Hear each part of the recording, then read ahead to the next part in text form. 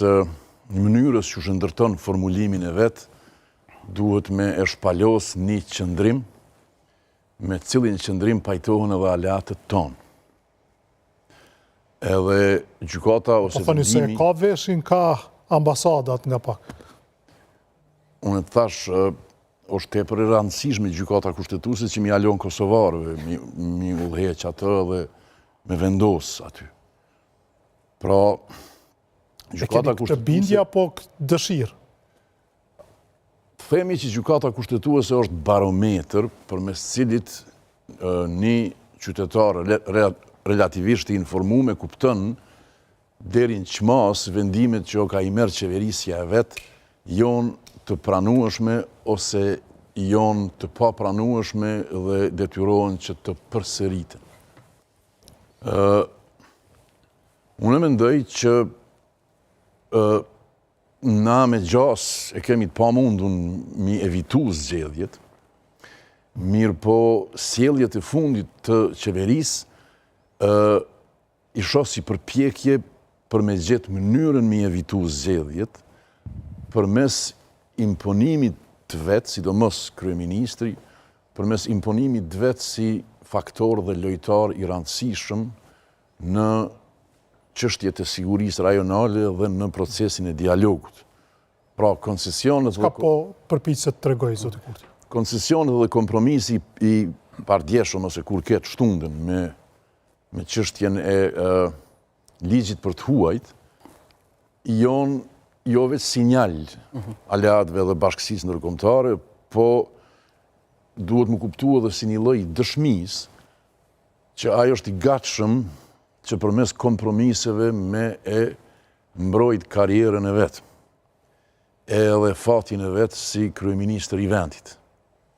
Me qenë se unë mendoj ma shumë me fajt vetin, aja ka sjell vetën në situatë kur e ka prodhu një paralizë politike prej të cilës rrugdalja është vetëm zgjedhjet.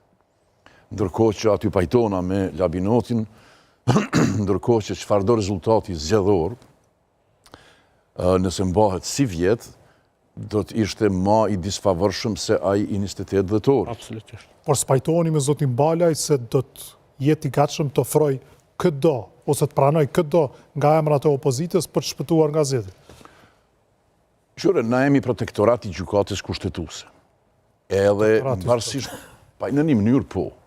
Edhe me qenë se vetën jemi ka e sjellim në situatë që gjykata kushtetuese merr vendime, cilat janë vendime, qysh me thonë, transformative politike, që nuk ish desht. Mirë po avancu ambasadat. Mirë po kur nuk jetë gjendje me udhëheq politikë racionale, gjithmonë kemi shku para një llojit arbitrazhit. Ai arbitrazh në Kosovë është gjykata kushtetuese.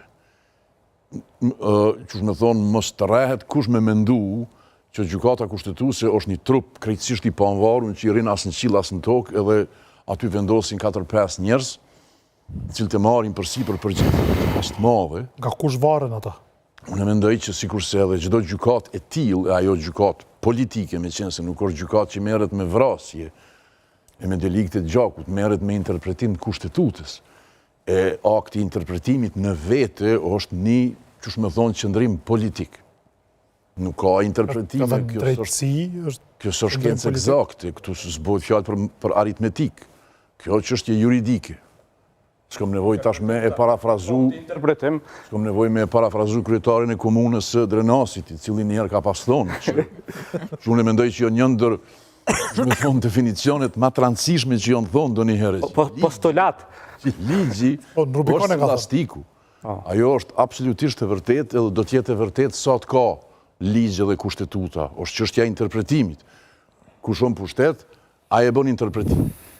Hollëoll me këqyr më kujtu çfarë kushtetute ka pas Bashkimi Sovjetik, lot shkojnë çfarë dokumenti humanist është ai. Mirë po interpretimi dhe zbatimi i saj në realitet tonë din çu shku. Pra interpretimi... Nominalisht edhe Rusia për vetë thotë jam demokraci.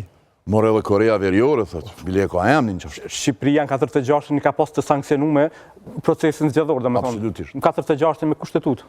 Kështu interpretimi në vete e ngërthen një qëndrim caktuar.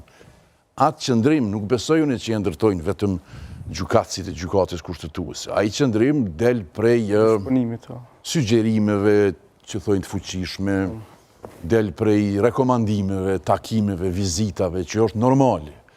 Edhe tash neve na mbetet si pranues, si receptor të fundit, neve na mbetet që përmes vendimit të gjykatës kushtetuese me e kuptu sa hati. A do të shkojmë zgjedhje, nëse po pse do të shkojmë zgjedhje, ose a do të vështirësohet shkuarja në zgjedhje, nëse po pse do të vështirësohet. Simas meje, oferta e zotit Kurti përmes koncesionit që e ka bo në ligjin për të huajt, e ka një qëllim, me e bind Brukselin, sidomos edhe Bashkimin Evropian, që është i pazavendësueshëm në rafshin edhe në skenën politike. E atë pazavendësueshmëri ti, s'paku pjesërisht u mundu Bashkimi Evropian me e pranu edhe me e përkrah, qoftë përmes deklarimeve të zotit Sorensen, qoftë përmes ngutisë daljes me deklarime kështu të egzaltuara nga ana e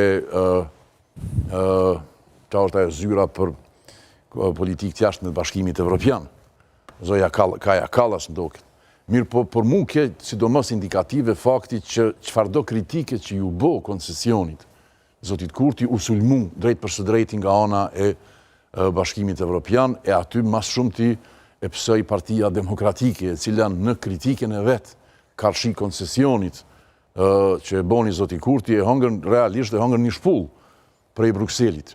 Mirë po interpretimi jam i asaj shpulle është kjo, për Bashkimin Evropian, s'është me rëndësi çfarë ngjyre e ka maca, me rëndësi është anëzem mi.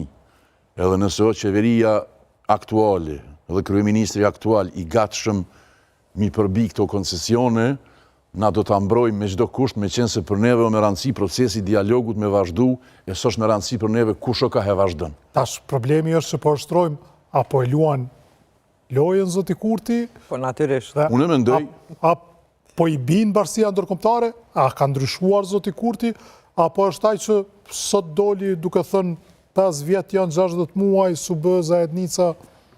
Mas pari ti përcaktojmë termet. Politika është një lloj i lojës. Pra është e kuptueshme që kjo është një lloj i lojës. Edhe zoti Kurti o arë në situatë me e zbatu një koncesion, me qenë se e ka fut vetën në situatë tepër të vështirë. Ajo situatë tepër e vështirë, që është shpjeguar edhe kolegët këtu, është situatë pjesërisht për shkak të naivitetit edhe papërgjegjësisë partijake, vendimarrëse të vetëvendosjes ose ti, mirë po jemi në situatë ku zgjedhjet që janë një prospekt absurd, s'ka që ndasht as mu folë për to, tash janë mundësi reale. Kjo e ka shkaktuar një panik brenda qeverisë dhe brenda rrethit të kryeministrit, edhe ajo paniko pa në momentin edhe në mënyrën qysh janë ofru ato koncesione të shtunën, edhe qysh është mundu me një shpejtësi kështu marramendse me shpresë që do të ketë një amnezi shoqërore dhe do të harrohet kjo, qysh është mundu mu dëshmu para aleatëve ndërkombëtar dhe para BE-s. Kjo ishte reakcion ndaj situatës së krijuar në raport me zgjedhjet e mundshme. Absolutisht do reakcion. Për shembull, unë mendoj që ato koncesione ishin shëndru në çështje tepër problematike. Pra, me sa unë e mbajnë mend që të qeveri. Po që se nuk ishte qenë në situatë këtill të pakuptimt, zoti Kurti dhe krejt qeveria dhe partijave të vendosje, ato koncesione s'ishin bo qështu. Përkundrazi ishin përdorë sikur në të kaluarën për me problematizu situatën e sigurisë dhe për me ngrit një çështje përmes të cilës s'paku fillohet mu kriju një lloj i faktorizimit ose një lloj i pozicionit publik që e kish mbajt kryeministri dhe ajo qarku i tij, sidomos para takimeve të mundshme që ishin mbajt në Bruksel. Ndoshta po të pengoj lab e qurmë. Po ju s'ka lidhje, po mendoj. Debatër si stash edhe Debatër është mundesh.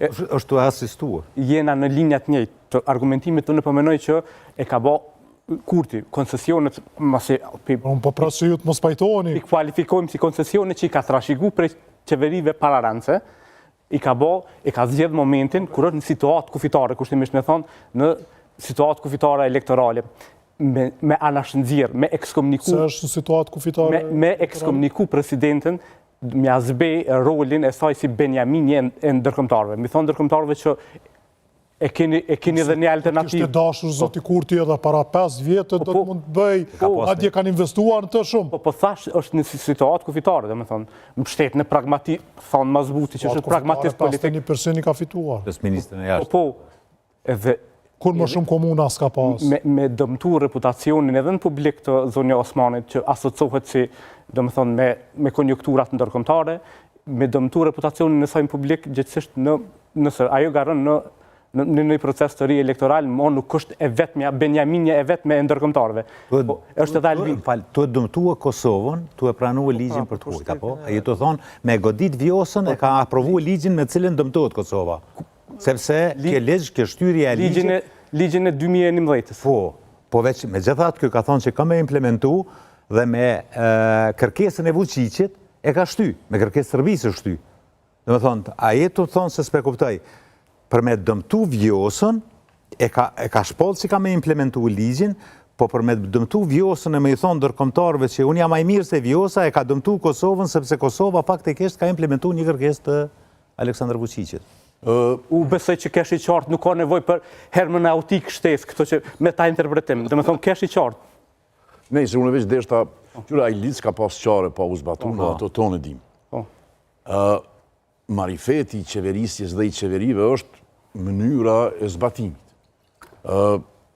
Gjatë viteve, ky lidz gjithmonë është shty pikrisht për shkak të kësaj klauzule. Që një pjesë e popullatës sërbe duhet mu pajis me dokumente kosovare para se ky ligj mu zbatu tërësisht.